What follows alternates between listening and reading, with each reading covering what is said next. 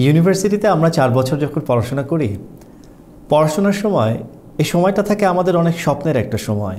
এবং এই 4 বছর স্টাডি করতে করতেই আমরা আমাদের স্বপ্নের ক্যারিয়ারটা কীরকম হবে এটাকে নিয়ে ভাবতে শুরু করি, আমাদের কল্পনায় রাঙাতে শুরু করি।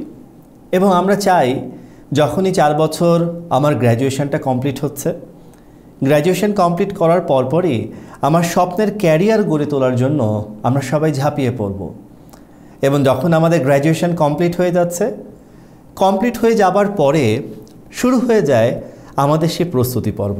এবং প্রথম কাজটা শুরু করি আমরা খুব চমৎকার একটা রেজিউমে আমরা তৈরি করে ফেলি এবং তারপরে কঠোর পরিশ্রম করি, নিরবচ্ছিন্ন পরিশ্রম করি রিটেন এক্সাম এবং ভাইভায় যেন আমরা খুব চমৎকার পারফরমেন্স করতে পারি।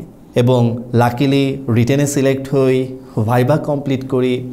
ইন্টারভিউ ফেজ কমপ্লিট করার পরে আমাদের হাতে চলে আসে সেই স্বপ্নের চাকরির অ্যাপয়েন্টমেন্ট লেটার। এবং অ্যাপয়েন্টমেন্ট লেটারটা যখন পাই, তারপরে কি? আমরা কি কখনো প্রশ্ন করেছি? আমরা কি দেখেছি যে তারপরে আসলে ঘটনাটা কি ঘটে?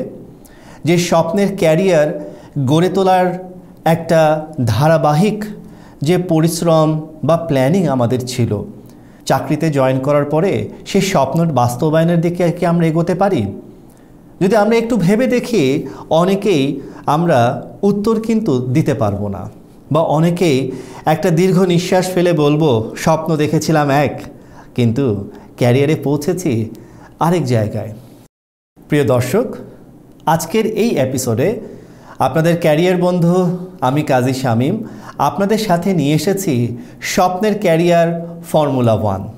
এবং এই স্বপ্নের ক্যারিয়ার ফর্মুলা 1-এই আমরা জানার চেষ্টা করব ধারাবাহিকভাবে এক একটা পর্বতে আমরা কিভাবে এই স্বপ্নের ক্যারিয়ার আমরা গড়ে তুলতে পারি। তো আসুন আজকের প্রথম ফর্মুলাতে আমরা চলে যাই। আজকের পর্বটা আমরা শুরু করতে চাই খুবই ফেমাস একজন অ্যাক্টরের ঘটনা দিয়ে। আপনারা সবাই তাকে চিনবেন। আমাদের পার্শ্ববর্তী দেশ ভারত, বলিউডের সুপারস্টার কিং খান বলে যাকে সবাই চিনে, শাহরুখ খান। শাহরুখ খান একবার একটা টেলিভিশন শোতে গিয়েছিলেন, ইন্টারভিউ হচ্ছিল এবং সেই শোয়ের হোস্ট আর কেউ না, বলিউডেরই আরেকজন ফেমাস অ্যাক্টর অনুপম খের। অনুপম খের শাহরুখ খানকে প্রশ্ন করছিলেন যে দেখো, প্রতিদিন মুম্বাইতে 500 থেকে 600 স্ট্রাগলিং আর্টিস্ট আসেন এই আশা নিয়ে যে তারাও অ্যাক্টর হবে এবং লিটারেলি তারা কঠোর পরিশ্রম করে, কিন্তু দেখা যায় খুবই কম, খুবই সামান্য কিছু আর্টিস্ট যারা অ্যাক্টর হতে পারে, যার পার্সেন্টেজ 0.001%। এবং তাদের মধ্যে তুমিও একজন ছিলেন, কিন্তু সবাই কিন্তু তোমার মতো সফল হতে পারেনি। তো তোমার আসলে সাফল্যের রহস্যটা কোথায়? তখন শাহরুখ খান বলছিলেন যে দেখো, আমার এবং অন্যদের মধ্যে পার্থক্যটা কোথায় জানো? আমি একটা কাজ পাওয়ার আগে আমি অনেক পরিশ্রম করি। এবং যখন শাহরুখ খান বলছিল যে আমি অনেক পরিশ্রম করি, অনেক হার্ডওয়ার্ক করি, এটাই আমার সাকসেসের রহস্য, তখন অনুপম খের তাকে বলছিল আরে সবাই তো হার্ডওয়ার্ক করে, এই কথা বলো না, পার্থক্যটা কোথায়? তখন বলছে না, পার্থক্যটা এখানেই। আমি একটা কাজ পাওয়ার আগে প্রচুর হার্ডওয়ার্ক করি এবং কাজ পাওয়ার পরে আমি যে পরিমাণ পরিশ্রম করি কাজ পাওয়ার আগে তার তুলনায় কাজ পাওয়ার পরে সবচেয়ে বেশি পরিশ্রম করি। এবং আমি এতটুকু বলতে পারি, কাজ পাওয়ার পরে আমি যে পরিমাণ পরিশ্রম করি তা ধারের কাছেও কেউ কখনো যেতে পারবে না। এবং সবার থেকে আমি সবচেয়ে বেশি পরিশ্রম করি। পার্থক্যটা হচ্ছে এখানে। আসলে অ্যাক্টর হওয়ার আগে সবাই পরিশ্রম করে, কিন্তু হওয়ার পরে তার হালটা ছেড়ে দেয় যে আমি কিছু হয়ে গেলাম, আমি কিছু করে ফেললাম। কিন্তু তোমার সাথেও আমি অভিনয় করেছি, তুমিও দেখেছো। আমি এখনও যখন আমি কোনো ফিল্মের শুটিংয়ের জন্য যাই, আমি কখনোই আমার ডিরেক্টরদেরকে এটা শো করি না যে আমি সব পারি বা আমি সব জানি। এবং আমি সেখানেও সেটে আমার সর্বোচ্চ 50%, কখনো 100%, মোর দ্যান 100% আমি দেবার চেষ্টা করি। আমি হার্ডওয়ার্ক করি এবং আমার একটাই লক্ষ্য থাকে যে কিভাবে আমি আমার ডিরেক্টরকে ইমপ্রেস করতে পারি, আমি কিভাবে আমার ডিরেক্টরকে বোঝাতে পারি যে আমি অন্য যে কারো থেকে সবচেয়ে বেশি পরিশ্রম করি। এবং একটা বেসিক বিষয় হচ্ছে যেটাকে আমি সবসময় মনে রাখি, যখনই আমি সকালবেলা ঘুম থেকে উঠি, ঘুম থেকে ওঠার পরে আমি নিজেকে একটা কথা বলি, সেটা হচ্ছে যে আজকে সারাটা দিন আমাকে বেস্ট ওয়ার্ক করতে হবে। এবং আজকের দিনটা যখন পার হয়ে যায়, নেক্সট ডে যখন আসে, আমি সেই নেক্সট ডেতে চেষ্টা করি যে আজকে যা করেছি তার থেকেও বেস্ট ওয়ার্কটা যেন আমরা এর পরের দিন আমি করতে পারি, আমি সেই চেষ্টাটা সবসময় করি। তো আমরা আসলে শাহরুখ খানের ঘটনা শেয়ার করছিলাম আপনাদের সাথে। এখান থেকে যদি আমরা একটি পয়েন্ট নেই, সেটি হচ্ছে হার্ডওয়ার্ক। এই হার্ডওয়ার্ক হচ্ছে ক্যারিয়ারের জন্য খুবই গুরুত্বপূর্ণ। কিন্তু শুধু হার্ডওয়ার্ক কাজ পাওয়ার আগ পর্যন্ত না, কাজ পাওয়ার পরে করতে হবে। এখানেই আসছে ফর্মুলা 1 এবং আমাদের স্বপ্নের ক্যারিয়ার ফর্মুলা 1 হচ্ছে every work I will do it in a best possible way. অর্থাৎ আমরা যেই কাজটা করছি সেই কাজটা সর্বোত্তম উপায়ে করতে চেষ্টা করব এবং যে কাজটা করছি সেটাতে আমার বেস্ট অ্যাপ্রোচ আমাকে দিতে হবে এবং এমনভাবে কাজটা করতে হবে যে এর থেকে বেস্ট পসিবল ওয়েতে আসলে করা সম্ভব নেই। অর্থাৎ আমাকে যখন কোনো একটা কাজ বা কোনো একটা টাস্ক অ্যাসাইন করা হলো, সবচেয়ে ভালো যদি 1, 2, 3 নাম্বার করা যায়, তাহলে বেস্ট যে নাম্বারটা সেই নাম্বারটাই আমি টাচ করছি। অর্থাৎ এরপরে আর কোনো অপশন নাই, আমি আমার সর্বোত্তমটা দিয়ে আমরা কি করলাম, কাজ করলাম। আমরা যখন আমাদের ক্যারিয়ারটা শুরু করি, স্পেশালি যখন স্টার্টিং পজিশনে থাকি, একটু দেখবেন আপনারা বেশ অনেকগুলো মিটিং আমাদের করার সুযোগ হয়। এবং যখন এক্সিকিউটিভ হিসেবে আমি প্রথম মিটিং শুরু করি, দেখবেন আমাদের যে সুপারভাইজার থাকে তারা একটা দায়িত্ব সবসময় দিয়ে দেয়, সেটা হচ্ছে মিটিং মাইনটস লিখতে হবে। এবং সব সময় দেখবেন যারা ইয়াং থাকে তাদেরকে বলা হয় আপনি আজকে কি করবেন, আজকে পুরো মিটিংটা যেটা হচ্ছে সেই মিটিংটাকে ভালো করে শুনবেন, অবজার্ভ করবেন এবং নোট রেখে দিবেন। মিটিং শেষে মিটিং মাইনটসটা কি করবেন, তৈরি করে ফেলবেন এবং সবার সাথে শেয়ার করে ফেলবেন। আমাদের যে গ্রুপ আছে, গ্রুপে আপনারা শেয়ার করে দিবেন। তো যেটা হয়, মিটিং মাইনটস আপনাকে দায়িত্ব দেওয়া হলো, আপনি লিখতে শুরু করলেন। এখন খুব সিম্পল একটা টাস্ক, নতুন এক্সিকিউটিভের জন্য একটু চ্যালেঞ্জিং, বাট লিখতে লিখতে সহজ হয়ে যায়। অধিকাংশ ক্ষেত্রেই এখন আমরা দেখি যেটা হয় যে যখন মিটিং মাইনটস লিখতে বলা হয়েছে এবং বলা হয়েছে যে গ্রুপে শেয়ার করে দেবেন, অর্থাৎ হোয়াটসঅ্যাপ গ্রুপ আছে, সেই হোয়াটসঅ্যাপ গ্রুপে বা ইন্ডিভিজুয়ালি হোয়াটসঅ্যাপে শেয়ার করে দেওয়া। এবং আমরা অনেকেই দেখি কিভাবে এই মিটিং মাইনটসটা লেখা হয়।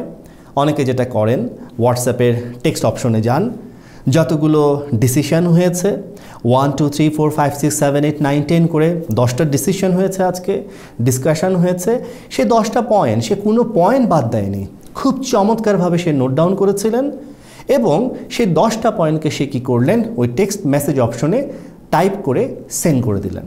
এইটা হচ্ছে উপরে শুধু আগে লিখেছিলেন মিটিং মাইনটস, তারপরে 10টা পয়েন্ট হয়ে গেল। এটা হচ্ছে একটা অ্যাপ্রোচ। এখন আপনার কাছে প্রশ্ন যে এই যে অ্যাপ্রোচে সে মিটিং মাইনটসটা লিখে শেয়ার করলেন, এটা কি বেস্ট অ্যাপ্রোচ নাকি এর থেকেও বেটার অ্যাপ্রোচ থাকতে পারে? অবশ্যই এর থেকে বেটার অ্যাপ্রোচ থাকতে পারে। আপনি বলবেন এটা তো খুবই নন প্রফেশনাল হলো, এটা তো প্রফেশনাল কোনো অ্যাপ্রোচ হলো না। তাহলে প্রফেশনাল অ্যাপ্রোচ কী হতে পারে? আরেকজন বলতে পারে যে আমি যেটা করব, আগে আমার পিসিতে একটা ওয়ার্ড ফাইল ওপেন করব, ওয়ার্ড ফাইল ওপেন করে সেখানে ডেট দিব, ডেট দেওয়ার পরে লিখে দেব মিটিং মাইনটস এবং মিটিং মাইনটস লেখার পরে সেখানে যতগুলো ডিসকাশন হয়েছে সেই ডিসকাশন পয়েন্টগুলোকে নোট ডাউন করে ফেলবো এবং নোট ডাউন করে আমরা কি করব, সেটাকে একটা ওয়ার্ড ফাইল এবং পিডিএফ ফাইল বোধ করে শেয়ার করে দেব। ওয়ার্ড ফাইলটা এই কারণেই দেব, কেউ যদি এডিট করতে চায়, কপি পেস্ট করতে চায় যেন করতে পারে। আর পিডিএফ ফাইলটাও সাথে থাকলো, কারণ অনেকের মোবাইলে অনেক সময় ওপেন করতে পারে না, তিনি যেন খুব সহজে ওপেন করতে পারে সেজন্য পিডিএফ ফাইলটাও শেয়ার করে দেওয়া থাকবে। এটা গেল সেকেন্ড অপশন। আর কি কোনো বেস্ট অ্যাপ্রোচ কি হতে পারে? একটু ভাবেন, ভেবে দেখেন। আপনাকে যদি বলা হয় আপনি কিভাবে বেস্ট অ্যাপ্রোচে মিটিং মাইনটসটা লিখতে পারবেন। আসলে এখন তো টেকনোলজি আমাদের জন্য সব কিছু সহজ করে দিয়েছে। গুগল ছিল এক সময়, এখন গুগলের সাথে সাথে আরও অনেক কিছু চলে এসেছে। চ্যাট জিপিটি আমরা রেগুলার ইউজ করছি। আপনি কি করতে পারেন? আপনি একটু প্রম্পট দিয়ে দেন না তাকে, একটু জেনে নেওয়ার চেষ্টা করেন যে how to write a professional meeting minutes. দেখবেন সে আপনাকে খুব চমৎকার একটা টেমপ্লেট দিয়ে দিয়েছে এবং আপনি কি করলেন, সেই টেমপ্লেটটাকে নিয়ে নিলেন এবং আপনি খুব চমৎকারভাবে কি করলেন, প্রথমে লিখলেন কোম্পানির নাম, লিখলেন মিটিং মাইনিউটস, লিখলেন তারপরে তারিখ দিলেন এবং তারপরে দিলেন যে অ্যাটেন্ডেন্স কারা কারা ছিল, অ্যাটেন্ডি কারা কারা ছিল, আপনি তাদের নাম লিখে দিলেন। আবার এদের মধ্যে অনেক সময় মিটিংয়ে সবাই প্রেজেন্টও থাকে না, যাদের থাকার কথা ছিল। কেউ হয়তো বা আগে থেকেই জানিয়ে দিয়েছে সে কোনো একটা কারণে থাকতে পারছে না, বা অফিসিয়ালি কোনো পারপাসে সে হয়তো বা ঢাকার বাইরে আছে বা কোনো জায়গায় আছে, সে মিটিংয়ে ফিজিক্যালি প্রেজেন্ট থাকতে পারেননি। তখন আবার সেখানে কি করেছেন, অ্যাপোলজিতে তার আবার নাম লিখে রেখেছেন। আবার তারপরে অপশনে আসছে এজেন্ডা, মিটিং এজেন্ডা কী ছিল, এরপরে ডিসকাশন কি হলো, ডিসিশন কি হলো, সব কিছু ডিটেল সেখানে লেখা থাকলো এবং সব শেষে একটা সামারি দিয়ে দেওয়া হলো যে সিদ্ধান্ত অনুযায়ী কোনো ডেডলাইন আছে কিনা, কোনো সাবমিশন আছে কিনা, সেটাকেও আপনি কি করলেন, উল্লেখ করলেন। এবং প্রিপেয়ার্ড বাই হোম এবং অ্যাপ্রুভড বাই হোম, তাদের নাম সিগনেচার সেখানে থাকলো এবং এরপরে মিটিংটা কখন শেষ হয়েছিল, এরপরে আবার নেক্সট মিটিংয়ের ডেট কবে, সেটাকেও আপনি কি করলেন, সেখানে উল্লেখ করে দিলেন। এবং তারপরে কি করলেন, সেটার ওয়ার্ড ফাইল, পিডিএফ ফাইলটা আপনারা শেয়ার করে দিলেন হোয়াটসঅ্যাপ গ্রুপে। এখন একটু চিন্তা করে দেখেন তো, আগের দুটো অপশন আর এই অপশন দুটোর মধ্যে কি কোনো পার্থক্য আছে? অবশ্যই পার্থক্য আছে। এটা কিন্তু সবচেয়ে বেস্ট অ্যাপ্রোচ। এখানে কি শেষ বেস্ট অ্যাপ্রোচ? আর কিছু কি হতে পারে? মিটিং মাইনিউটস লেখার ক্ষেত্রে এটা ধরতে পারি আমরা বেস্ট অ্যাপ্রোচ, কিন্তু এখানে কিন্তু আপনার কিছু করার আছে। কি করার আছে? আপনাকে বলা হয়েছিল সবার সাথে শেয়ার করে দেওয়ার জন্য। আপনি চিন্তা করলেন যে আমি শুধু হোয়াটসঅ্যাপে শেয়ার করব না। কেন? কারণ কিছুদিন পর পর কী হয়, হোয়াটসঅ্যাপ আপডেট নিতে পারে, মোবাইল চেঞ্জ হতে পারে এবং অনেক সময় ডেটা মিসিং হয়ে যায়। সবচেয়ে সেফেস্ট মেথড হচ্ছে প্রফেশনাল অ্যাপ্রোচ হচ্ছে, কারণ আপনি বেস্ট পসিবল ওয়েতে করতে চাচ্ছেন আপনার কাজটাকে। তাহলে আপনি কি করবেন? আপনি সাথে সবাইকে যারা প্রেজেন্ট ছিলেন তাদেরকে আপনি মেইল করে দিলেন, ইমেইলে সেখানে পাঠিয়ে দিলেন এবং তারা কি করলেন, তারা দেখে নিলেন, তারা তাদের কাছেও থাকলো এবং ডকুমেন্টেশন হিসেবে আপনার কাছেও কিন্তু একটা রেফারেন্স থেকে গেল। অর্থাৎ আপনি এই মিটিং মাইনিউটসটাই এই ছোট্ট একটা কাজ, কিন্তু দেখেন এই কাজ কিন্তু আপনার হয়ে কথা বলবে এবং এই কাজের মধ্যে কিন্তু আপনার হার্ডওয়ার্ক রয়েছে। আপনি আপনার মেধাটাকে ব্যবহার করেছেন, আপনি একটু ভেবেছেন যে আমি এই মিটিং মাইনিউটসটাকে আরেকটু সুন্দরভাবে কিভাবে উপস্থাপন করতে পারি। অর্থাৎ যে কোনো কাজ যখন আপনাকে অ্যাসাইন করা হলো, সে অ্যাসাইন করার পরে এটা আপনাকে একটা সাবমিশন আছে, একটা ডেডলাইন আছে, আপনাকে মিট করতে হবে। আপনি তখন সাথে সাথে কাজটা পাওয়ার সাথে সাথেই আপনি কাজটাকে বুঝে নেন এবং কাজটাকে কিভাবে করতে হবে, সবচেয়ে ভালোভাবে কিভাবে করলে আপনার রেজাল্টটা, আউটকামটা ভালো আসবে এবং যাদের জন্য আপনি কাজটা করছেন তারা সবচেয়ে বেশি বেনিফিটেড হতে পারবে যেইভাবে আপনি সেভাবে করেন। আপনি এই মিটিং মাইনিউটসটার কথা চিন্তা করেন। এখানে হতে পারে টপ ম্যানেজমেন্টের অনেকেই হয়তোবা ছিল না বা ডিপার্টমেন্ট হেড প্রেজেন্ট ছিলেন না, কিন্তু তার কাছে যখন মিটিং মাইনিউটসটা যাবে, যাওয়ার সাথে সাথে কিন্তু সে দেখে নিতে পারবে কারা কারা প্রেজেন্ট ছিলেন, কার থাকার কথা ছিল, কে থাকেনি। শুধু তাই না, এখানে ডিসকাশন কি হয়েছে, কি ডিসিশন হয়েছে, এজেন্ডা কি ছিল, এজেন্ডার বাইরে গিয়ে কি কোনো ডিসকাশন হয়েছে, অর্থাৎ নাকি এজেন্ডার মধ্যেই হয়েছে, এর মাধ্যমে অনেক কিছু হতে পারে। তো সবাই এখন একটি কাজ করুন, একটু আপনারা সবাই যেখানে বসে আছেন একটু বসুন, একটু হালকাভাবে চোখ বন্ধ করুন এবং সোজা হয়ে বসুন এবং লম্বা দম নিন, বুক ফুলিয়ে নাক দিয়ে লম্বা দম নিন এবং ধীরে ধীরে মুখ দিয়ে দম ছাড়ুন। এভাবে 2-3 বার লম্বা দম নিন, নাক দিয়ে দম নিন, মুখ দিয়ে দম ছাড়ুন, আপনার চোখটা বন্ধই থাকুক। একটু ভাবেন তো, আজকে এই ভিডিও দেখার আগ পর্যন্ত আজকের দিনে কি কাজ আপনি করেছেন যেটা আপনাকে অ্যাসাইন করা হয়েছিল, এবং যে কাজটা অ্যাসাইন করা হয়েছিল তার মধ্যে থেকে হতে পারে অনেকগুলো কাজ করেছেন, 1, 2, 3, তাদের মধ্যে থেকে একটা বেশ ইম্পর্টেন্ট যে কাজটা ছিল সেই কাজটাকে একটু বেছে নেন। এখন একটু দেখেন আপনি কাজটা যেভাবে করেছেন এটাকে কি আরও ভালোভাবে করার সুযোগ ছিল? একটু ভেবে দেখেন তো কাজটা কি ছিল, কিভাবে করেছেন, কাজটা করার আগে কি একটু ভাবছিলেন, একটু সময় নিয়েছিলেন? না ভেবে থাকলে এখন একটু ভাবুন, আবার লম্বা কয়েকবার দম নিন এবং চোখ খুলুন।